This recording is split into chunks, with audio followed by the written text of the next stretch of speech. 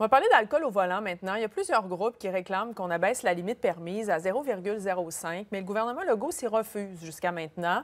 Et là, on a appris plus tôt cette semaine qu'à la demande d'un coroner, la Société de l'assurance automobile du Québec a fait une étude de faisabilité, mais que les conclusions demeurent secrètes. J'en discute avec Bertrand Godin, oui, qui est pilote automobile et expert en sécurité routière. Bonjour Bertrand. Bonjour. D'abord, pourquoi, d'après toi, on ne veut pas rendre publiques les conclusions de cette analyse-là, alors que c'est un débat qui revient régulièrement donc, dans l'actualité? Bien, c'est surprenant. C'est peut-être parce que, bon, depuis même plusieurs années, on voit qu'on ne veut pas s'attaquer trop à l'alcool au volant, alors qu'on a fait des demandes depuis Oui. à ce sujet-là. Et puis, il faut le dire, lorsqu'on a eu la vision zéro accident mortel sur les routes, on avait un plan là, de 2023 à 2028 avec 27 points et il n'y avait rien sur la consommation d'alcool et le volant. Ça, c'est quand même surprenant parce que lorsqu'on considère que 24 des collisions mortelles sur nos routes sont dues au fait que les gens ont consommé et conduit. Je trouve qu'on s'approche plus là, de la zéro vision que de la vision zéro dans ces cas-là. Et c'est probablement la raison pour laquelle on veut pas dévoiler l'enquête parce que c'est certain que ça a un impact. Oh. Ça a un impact.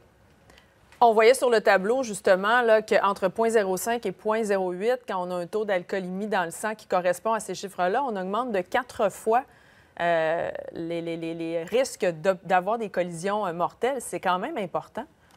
C'est extrêmement important. Et là, on ne parle pas du mélange d'alcool avec certaines drogues, avec de la fatigue, avec des médicaments, avec l'état psychologique, des fois, qui n'est pas toujours optimal.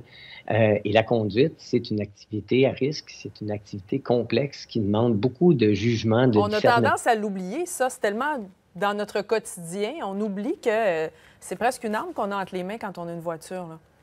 Oui, on pense souvent que juste par des limites de vitesse, on va réduire les collisions. C'est vrai, lorsqu'on mélange la vitesse à tout ça, ça devient un mélange extrêmement explosif. Vous savez, en aviation, les pilotes doivent s'abstenir de prendre une goutte d'alcool dans les 12 heures. Donc, c'est un véhicule au même titre qu'une voiture, donc c'est pas à prendre à la légère. Effectivement. Et d'ailleurs, toutes les autres provinces canadiennes ont abaissé cette limite-là. Est-ce qu'on devrait aller de l'avant ici au Québec, selon ton expérience? Bien, c'est certain que l'idéal, ça serait zéro alcool, vous savez, parce que souvent, les gens prennent un verre, deux verres. Ils ne seront pas capables de déceler, ah là, je suis à 0,05 ou je suis à 0,08. Donc, c'est comme ça qu'il y a plusieurs personnes qui se font jouer de vilains tours. Vous savez, c'est pas nécessairement de l'indiscipline, mais plutôt de l'incompétence sur ses faculté à soi-même.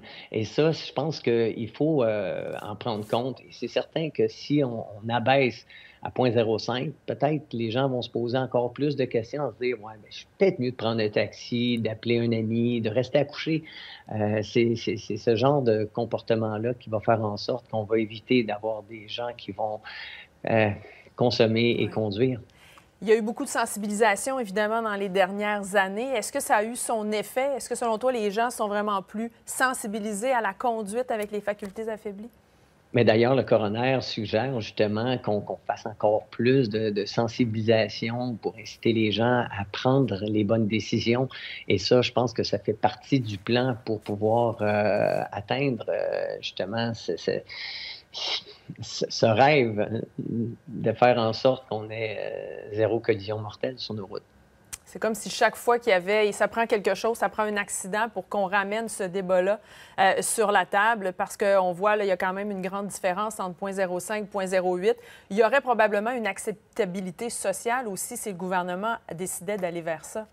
Bien, c'est la raison pour laquelle on se pose la question, pourquoi on ne dévoile pas justement l'enquête? Ouais. Est-ce que la sécurité politique est plus grande que la sécurité publique? On peut se poser la question. Bertrand Godin, pilote automobile, expert en sécurité routière, merci d'avoir été avec nous. Merci.